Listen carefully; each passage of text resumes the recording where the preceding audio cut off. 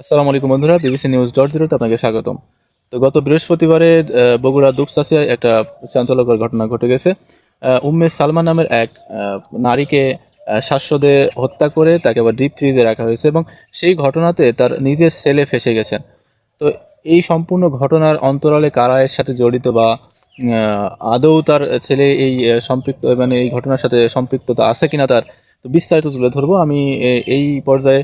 এই বিষয়টা সম্পূর্ণভাবে তুলে ধরার জন্য আমাদের বাংলাদেশের একটি স্বনামধন্য পত্রিকা প্রথম আলো, তো প্রথম আলো পত্রিকা এই বিষয়ে কি লিখছে আমি সেটা আপনাদের শোনাতে যাচ্ছি। তো পুরো ভিডিওটা কন্টিনিউ করবেন আশা করি। তো প্রথম আলো পত্রিকা লিখছে, বগুড়ার দুপচাঁচিয়ায় দিন দুপুরে বাসায় ঢুকে উম্মে সালমা, আনুমানিক বয়স 50, নামের এক গৃহবধূকে শ্বাসরোধে হত্যার পর লাশ ডিপ ফ্রিজে রাখার ঘটনায় পুলিশের তদন্তে নতুন তথ্য উঠে এসেছে। এই হত্যাকাণ্ডের ঘটনায় গতকাল বৃহস্পতিবার রাতে ফ্ল্যাটের একজন ভাড়াটে নারীসহ 3জনকে গ্রেপ্তার করেছে দুপচাঁচিয়া থানা পুলিশ। তো এই ঘটনাকে কেন্দ্র করে কিন্তু ভাড়াটিয়া 3জনকে আহ, গ্রেপ্তার দেখানো হয়েছে এবং এই যে ভিকটিম, যিনি মারা গেছে বা হত্যা করা হয়েছে যাকে, তার ছেলেকে আটক করা হয়েছে। তো আর কি লিখছে, তারা ডাকাতির উদ্দেশ্যে উম্মে সালামার বাসায় ঢুকেছিলেন এবং পরে তাকে হত্যা করেন বলে পুলিশের জিজ্ঞাসাবাদে বলেছেন। এর মধ্যে একজন আজ শুক্রবার সন্ধ্যায়, অর্থাৎ গতকালকের ঘটনা, এটি গতকাল শুক্রবার ছিল, গতকালকে আহ, একজনকে বগুড়া সিনিয়র জুডিশিয়াল ম্যাজিস্ট্রেট মেহেদী হাসানের আদালতে স্বীকারোক্তিমূলক জবানবন্দি দিয়েছেন। এই হত্যা মামলার তদন্ত কর্মকর্তা দুপচাঁচিয়া থানার উপপরিদর্শক SI সুব্রত কুমার সিংহ ও বগুড়ার আদালতের পরিদর্শক মোসাদ্দেক হোসেন বিষয়টি নিশ্চিত করেছেন। এর আগে এই হত্যাকাণ্ডের সঙ্গে জড়িত থাকার আলামত পেয়ে গত সোমবার রাতে উম্মে সালমার ছোট ছোট ছেলে সাদ বিন আজিজুর রহমানকে গ্রেফতার করে র্যাব। পরদিন মঙ্গলবার দুপুরে নিজ কার্যালয়ে আয়োজিত ব্রিফিংয়ে র্যাব 12 এর বগুড়া ক্যাম্পের অধিনায়ক মেজর মোহাম্মদ এহতেশামুল হক খান দাবি করেন, প্রাথমিক জিজ্ঞাসাবাদে সাদ এই হত্যাকাণ্ডে জড়িত থাকার কথা স্বীকার করেছেন। তো বর্তমানে যে স্বীকারোক্তি, সেটা হচ্ছে যে ভিকটিম, যিনি যাকে হত্যা করা হয়েছে, তার ছোট ছেলে সাদ। তো র্যাব বলছেন যে এই হত্যাকাণ্ডের সাথে তার ছোট ছেলে সাদ জড়িত এবং পুলিশ বলছে যে এই হত্যাকাণ্ডের সাথে সাদ কোনোভাবেই জড়িত নয়। তার যে প্রতিবেশী অর্থাৎ ভাড়াটে, যে যে 3জনকে গ্রেফতার করেছে পুলিশ, সেই 3জনের সম্পৃক্ততা এই হত্যাকাণ্ডের সাথে আছে বলে পুলিশ ধারণা করছেন এবং আহ, প্রাথমিক যে জবানবন্দি, সেই জবানবন্দিতে কিন্তু এটাই উঠে এসেছে বলে পুলিশ দাবি করছে। তো তারপর লিখেছে, এদিকে থানা পুলিশের হাতে নতুন গ্রেপ্তার 3জন হলেন উম্মে সালমার বাসায় 4তলা ফ্ল্যাটের ভাড়াটে মাবিয়া সুলতানা, দুপচাঁচিয়া উপজেলার তালুস পশ্চিম পাড়ার আব্দুর রহমানের ছেলে মুসলিম উদ্দিন এবং তালুস বাজারের নারায়ণ রবিদাসের ছেলে সুমন রবিদাস।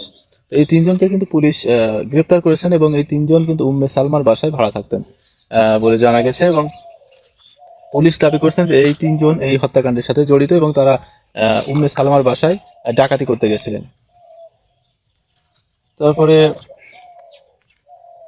মামলা তদন্ত কর্মকর্তা SI সুব্রত কুমার সিংহ দাবি করে বলেন, গ্রেপ্তার 3জন প্রাথমিক জিজ্ঞাসাবাদে উম্মে সালমা হত্যাকাণ্ডের কথা স্বীকার করেছেন। তারা জানিয়েছেন ডাকাতির উদ্দেশ্যে তারা ওই বাসায় ঢুকেছিলেন, পরে উম্মে সালমাকে তারা হত্যা করেন। 164 ধারার স্বীকারোক্তিমূলক জবানবন্দি প্রদানের জন্য তাদের বগুড়া আদালতে পাঠানো হয়। গ্রেফতার মাবিয়া সুলতানা দুপচাঁচিয়া উপজেলার ইসলামপুর উত্তর সাদাপুরের গাড়ি চালক আইয়ুব আলীর স্ত্রী। 7 মাস আগে উম্মে সালমার 4তলা ফ্ল্যাট ভাড়া নেন তিনি। বগুড়ার আদালতের পরিদর্শক মোসাদ্দেক হোসেন বলেন, গৃহবধূ উম্মে সালমা হত্যা মামলায় গ্রেপ্তার আসামি মুসলিম উদ্দিন আজ সন্ধ্যায় বগুড়ার সিনিয়র জুডিশিয়াল ম্যাজিস্ট্রেট মেহেদী হাসানের আদালতে 164 ধারায় জবানবন্দি দিয়েছিলেন।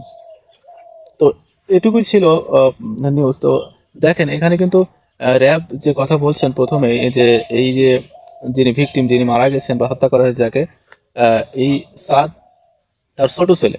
তো তিনি জানিয়েছিলেন, মানে র্যাব জানিয়েছিলেন যে তার মায়ের কাছে টাকা চাওয়ায় তার মা যখন দিতে অস্বীকৃতি জানান, তখন পিছন থেকে জাপটে ধরে নাক এবং মুখ চেপে ধরে শ্বাসরোধ তাকে হত্যা করা হয়েছে। কিন্তু পরে পুলিশ জানায় যে এই যে 4তলা বাসায় যারা ভাড়া থাকতেন 3জন, তো একজন হিন্দু ধর্মাবলম্বী সুব্রত কুমার।